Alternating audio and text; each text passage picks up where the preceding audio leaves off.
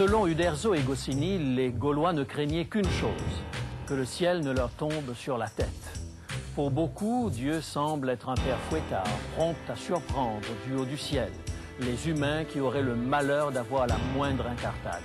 Il semble parfois que nous sommes toujours à contre-courant de la volonté de Dieu, que sa sainte loi, faite d'une longue suite d'interdictions, comprend plus d'exigences que nous ne pouvons en supporter. Cependant, si à nos yeux le bras de Dieu semble toujours nous dire « arrête » lorsque nous voulons avancer, ne serait-ce pas parce que nous avons fait de Dieu un manchot vindicatif?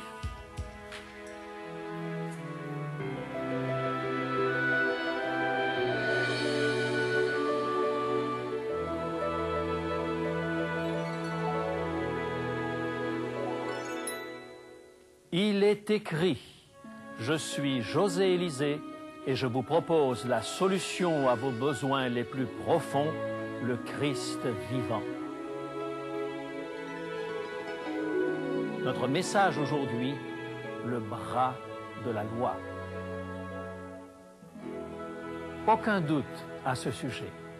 Depuis que le monde est monde, les êtres humains ont de la difficulté à se conformer à l'exigence de la loi de Dieu. Et nous avons fait de Dieu l'incarnation de la rigidité, un juge implacable, prompt à condamner. Cette difficulté à concilier la justice et la miséricorde de Dieu a conduit bien des chrétiens, particulièrement ceux issus du protestantisme, à proclamer ce qu'ils croyaient être la bonne nouvelle de l'Évangile, l'abolition de la loi de Dieu au calvaire. Reprenant une déclaration de l'apôtre Paul, ils affirmaient, les yeux brillants, « Nous ne sommes plus sous la loi, nous sommes sous la grâce ». Ainsi, pensaient-ils, pouvoir sectionner le bras vengeur de l'Éternel. Pourtant, vider la divinité de toute exigence morale, de ce que le philosophe Emmanuel Kant appelait l'impératif catégorique, ne va pas sans conséquence sur notre propre vie et sur le caractère même de Dieu.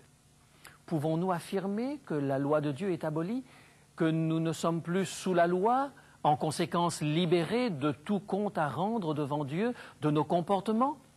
J'aimerais comprendre avec vous, à la lumière de la Bible, la déclaration de l'apôtre Paul concernant le fait que nous ne soyons plus sous la loi, mais sous la grâce. Affirmer que la loi de Dieu a été abolie est souvent synonyme d'absence d'obligation d'obéir aux commandements de l'Ancien Testament. Pour de nombreux chrétiens, l'Ancien Testament représente la loi et le Nouveau Testament la grâce. Alors ils opposent l'Ancien et le Nouveau Testament et mettent l'emphase uniquement sur la grâce, qu'ils croient être l'apanage du Nouveau Testament uniquement.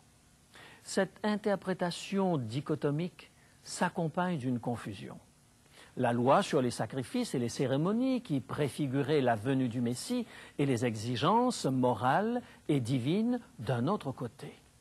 Si par abolition de la loi on entend abolition du système sacrificiel israélite et des lois civiles propres à l'alliance conclue entre Dieu et Israël, alors oui, la loi est abolie puisqu'elle a trouvé son accomplissement dans le ministère, la mort et la résurrection de Jésus. Le sacrifice du Christ mettait un terme aux sacrifices et aux offrandes symboliques qui préfiguraient le Messie. Voici l'agneau de Dieu qui ôte le péché du monde, dit Jean-Baptiste, voyant Jésus venir à lui. Et l'auteur de l'Épître aux Hébreux affirme de son côté que Christ, notre Pâque, a été immolé. Le même auteur de l'Épître aux Hébreux déclare au chapitre 10, le verset 1er. Hébreux, chapitre 10, et le verset 1er.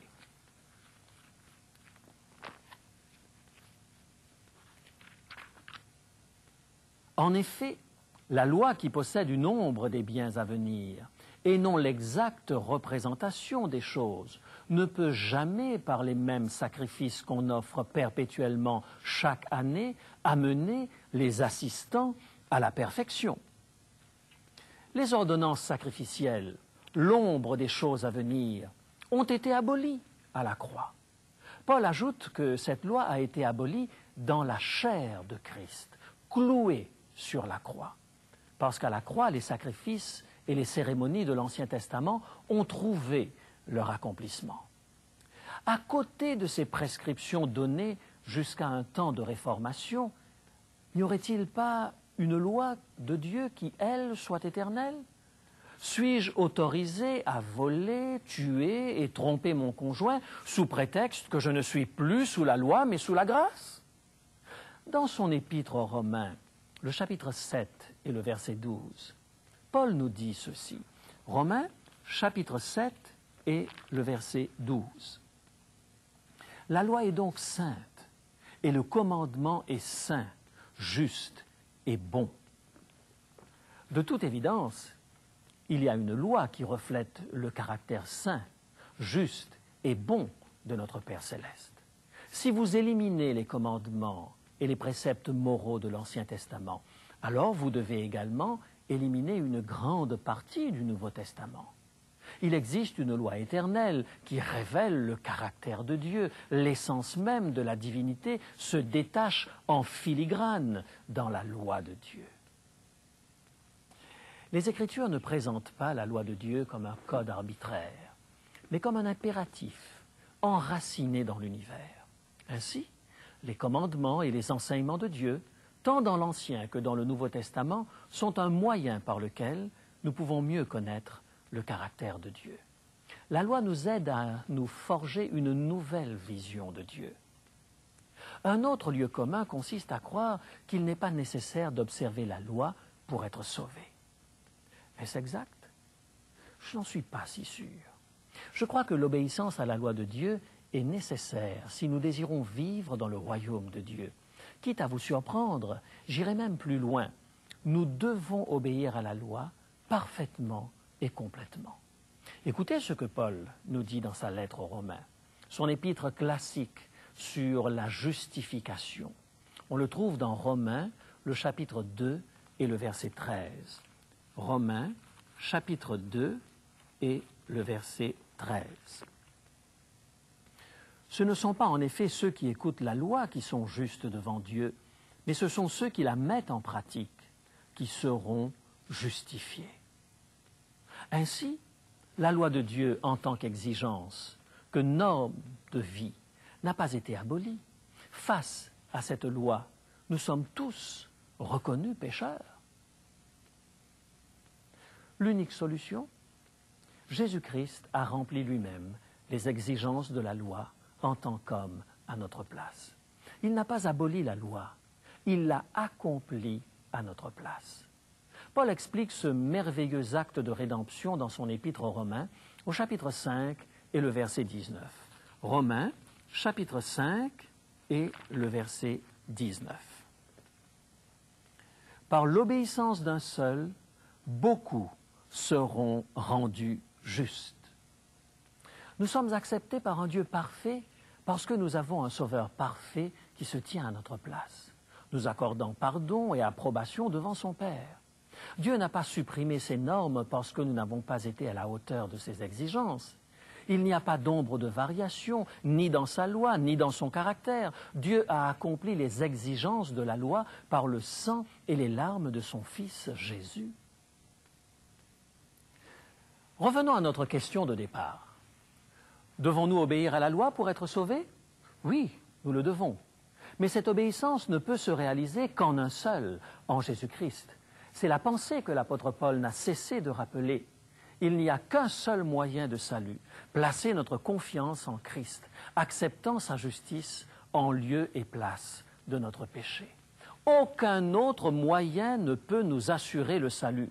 Gardons-nous de penser que nous pouvons gagner le ciel par nos œuvres. La loi n'est pas un obstacle sur le chemin du salut. Si d'une part le bras de Dieu nous fait signe d'arrêter sur le chemin du péché, l'autre bras de Dieu nous invite à entrer dans l'économie de la grâce. Christ nous l'offre comme un cadeau. D'autres chrétiens pensent que depuis que l'Esprit Saint a été donné au peuple de Dieu, celui-ci peut faire l'économie de la loi de Dieu. Elle cite à ce propos la parole de Paul qui nous dit que nous servons dans un esprit nouveau et non selon la lettre qui a vieilli. Romains chapitre 7 et le verset 6. Certains vont jusqu'à affirmer que les croyants véritablement remplis de l'esprit n'ont plus besoin de la loi. La petite voix intérieure qui leur parle est amplement suffisante pour les conduire. Si tel est le cas, il faudrait conclure que la loi, après avoir joué un rôle pour nous amener au salut, s'efface lorsque nous entamons la phase de croissance, ce que la Bible appelle la sanctification. Rappelons que Paul définit la loi comme étant bonne, spirituelle et sainte. Elle révèle le caractère de Dieu. Dieu, parlant de la création dans le premier chapitre du livre de la Genèse, affirme à plusieurs reprises qu'elle était bonne et très bonne à la fin de la semaine de la création. La même expression est utilisée pour la loi, la forme morale de la création. L'harmonie, les couleurs, les émotions, le rythme sont bons, la structure de la création est bonne. Les artistes qui maîtrisent l'art de rendre vivants ces principes nous touchent et nous inspirent. La loi morale de Dieu est tout aussi fondamentale, tout aussi naturelle à la création. Nous pouvons donc affirmer que la loi est intrinsèquement bonne. Et pourtant, prise en tant que telle, elle est insuffisante. Plusieurs passages du Nouveau Testament décrivent en termes très clairs la futilité de tenter de progresser dans la vie chrétienne par les œuvres de la loi uniquement. Et Paul nous dit que la Nouvelle Alliance, ce n'est pas la lettre de la loi qui tue, mais l'esprit qui donne la vie. Les écrivains du Nouveau Testament ont établi clairement que la loi seule, sans l'esprit, ne peut nous aider. La loi pourrait paraître ou être comparée à un thermomètre. Elle indique notre température morale, mais elle ne peut pas nous guérir. Alors, si vous tentez de conformer votre vie à la loi, si vous tentez d'y obéir par vos propres forces, vous serez déçus. Vous vous êtes emparé du bras de Dieu qui vous dit stop. Ses exigences sont sans limite, et vos limitations font que vous n'en faites jamais assez. Mais si la loi sans l'esprit mène à l'impasse, l'esprit sans la loi ne nous mène pas plus loin. La Bible établit cette vérité avec précision. Revenons à la Nouvelle Alliance dont parle l'apôtre Paul. Le prophète Ézéchiel présente cette promesse faite par Dieu au chapitre 36 de son livre, les versets 26 et 27. Ézéchiel, chapitre 36, versets 26 et 27. « Je vous donnerai un cœur nouveau, et je mettrai en vous un esprit nouveau. J'ôterai de votre corps le cœur de pierre, et je vous donnerai un cœur de chair. Je mettrai mon esprit en vous, et je ferai que vous suiviez mes ordonnances, et que vous observiez et pratiquiez mes lois. » Quelle est la conséquence de la présence de l'esprit en nous? Il nous rend capables d'observer la loi de Dieu. L'esprit et la loi ne sont pas en opposition, ils se complètent l'un l'autre. Parlant des résultats de son ministère dans la vie des hommes, Paul se fait l'écho de la promesse du prophète Ézéchiel dans sa deuxième épître aux Corinthiens. Les Corinthiens sont, dit-il, une lettre de Christ. On le trouve dans la deuxième épître aux Corinthiens, le chapitre 3 et le verset 3. 2 Corinthiens, chapitre 3 et le verset 3. Vous êtes manifestement une lettre de Christ, écrite par notre ministère, non avec de l'encre, mais avec l'Esprit du Dieu vivant, non sur des tables de pierre, mais sur des tables de chair, sur les cœurs. Qu'écrit l'Esprit sur les cœurs humains? Ce qui était écrit sur les tables de pierre? Oui, les commandements de Dieu. Il les écrit dans nos cœurs. Il veut graver les principes moraux de Dieu dans notre être intérieur. Alors, vous voyez, si la loi sans l'Esprit est morte, alors l'Esprit sans la loi est muet. Il n'a rien à dire, rien à écrire. Souvenez-vous de ceci, les impulsions de l'Esprit, l'influence de l'Esprit nous font toujours aller dans la direction de la loi de Dieu, jamais à l'opposé. La loi et l'Esprit constituent un tandem dynamique. Nous recevons l'Esprit par la parole et l'Esprit nous aide à approfondir la parole. Ils se renforcent mutuellement. L'Esprit sonde tout, même les profondeurs de Dieu, nous dit Paul dans sa lettre aux Corinthiens. L'Esprit n'est pas simplement une énergie aveugle. L'Esprit n'est pas figé. Il part des faits et ouvre l'intelligence de l'homme. L'Esprit empêche la loi de devenir lettre morte. Nous sommes invités à vivre selon l'Esprit, à marcher selon l'Esprit, à semer par l'Esprit, à croître dans l'Esprit. En tout cela, Dieu poursuit un objectif unique, que la justice de la loi fût accomplie en nous qui marchons non selon la chair, mais selon l'Esprit. L'Esprit substitue à la rigidité de la forme la lettre vivante qui vient du cœur. Ainsi sommes-nous conduits à la nouvelle alliance, à la loi de la liberté, à la loi spirituelle. L'Esprit transforme la loi en une expression créatrice. La loi devient lumière. L'Esprit fait de la photo noir et blanc de la loi un portrait tout en couleur de Dieu. Nous ne pouvons croître par la loi. Cependant, soumis à l'Esprit, la loi de Dieu entame un processus de régénération dans nos cœurs. Elle devient une lettre vivante, écrite dans nos cœurs, nous attirant plus près du Seigneur.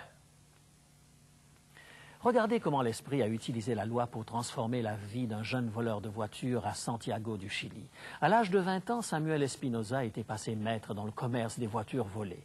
Il avait réussi à rassembler toute une bande de criminels qui admiraient son savoir-faire. Samuel était spécialisé dans les grosses cylindrées utilisées comme véhicules de fuite lors de casses.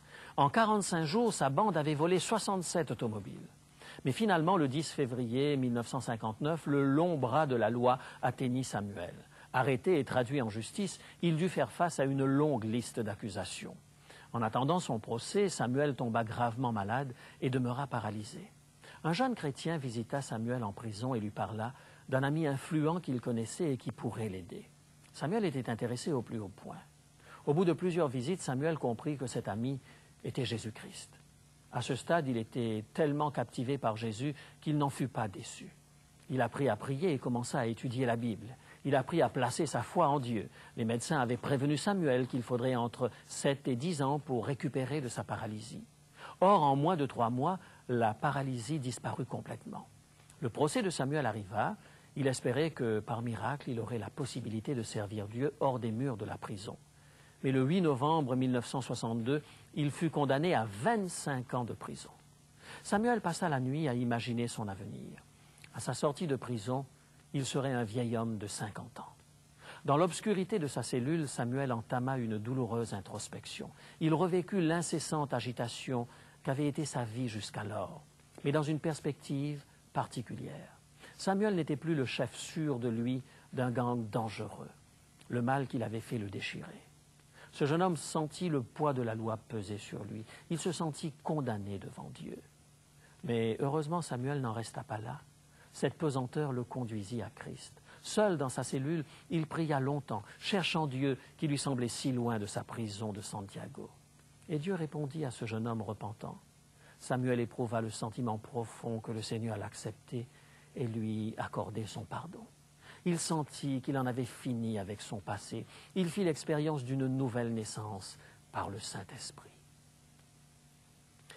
Le matin suivant, Samuel se sentait un homme nouveau. Les gardes étaient étonnés de le voir si joyeux, lui qui venait d'écoper de 25 ans de prison. Les amis qui lui rendaient visite étaient agréablement surpris de voir la paix qui émanait de lui. Samuel dit qu'il était prêt à servir Dieu où que ce soit, quelles que soient les conditions. Le même soir, à 9 heures, il fut convoqué pour un interrogatoire. Une heure étrange. Pourquoi un interrogatoire le lendemain de sa condamnation? Samuel passa 1 heure à attendre et il dut répondre à des questions qui semblaient sans rapport avec son cas. Puis on lui demanda de rassembler ses maigres effets personnels. Il était libre de partir. Un Samuel stupéfait passa la porte principale du pénitencier et se retrouva dehors sous une pluie battante. Il descendit la rue encore abasourdi, la pluie picotant sur son visage, respirant l'air frais à plein poumon. D'un seul coup, son passé sordide avait été balayé. Ses vols innombrables avaient été effacés par enchantement. La main de la miséricorde divine était de toute évidence derrière tout cela. Après cette libération inexplicable, Samuel se sentit merveilleusement libre dans l'esprit. Croyez-vous qu'il retrouva sa bande de voleurs de voitures? Non. Il utilisa cette liberté à bon escient. Sa vie reflétait Christ maintenant, et d'autres furent gagnés à la fois par son témoignage, y compris un jeune compagnon de sa brève captivité. Ne restons pas bloqués sur le bras de la loi qui nous dit stop, une main inflexible, levée en signe de condamnation. Le bras de la grâce nous invite à venir, tel que nous sommes. Il nous montre le caractère parfait, immuable de Dieu, accompli parfaitement en Christ et assaisonné de l'Esprit. Il nous accompagne dans notre croissance. Pourquoi ne pas accepter la bienvenue de Dieu dès maintenant? La loi de Dieu n'est pas une menace pour vous. Vous pouvez vous tenir devant un Dieu saint, recouvert du manteau de justice de son Fils, Jésus-Christ. Laissez la loi de Dieu vous conduire tout le long du chemin vers Christ. Jésus peut changer nos vies. Demandons-le lui, tandis que nous prions. Père, je te loue parce qu'en Jésus-Christ, tu es proche de nous. Tu ne t'es pas contenté de nous transmettre tes exigences depuis ta demeure céleste. Tu es descendu vers nous et tu les as accomplies pour nous en Jésus, ton Fils. Nous acceptons ce sacrifice consenti en notre faveur. Nous plaçons notre foi en Christ qui est mort pour nos péchés et ressuscité des morts pour nous donner la vie. Nous nous remettons entre tes mains, notre Seigneur et notre Sauveur. Au nom de Jésus. Amen.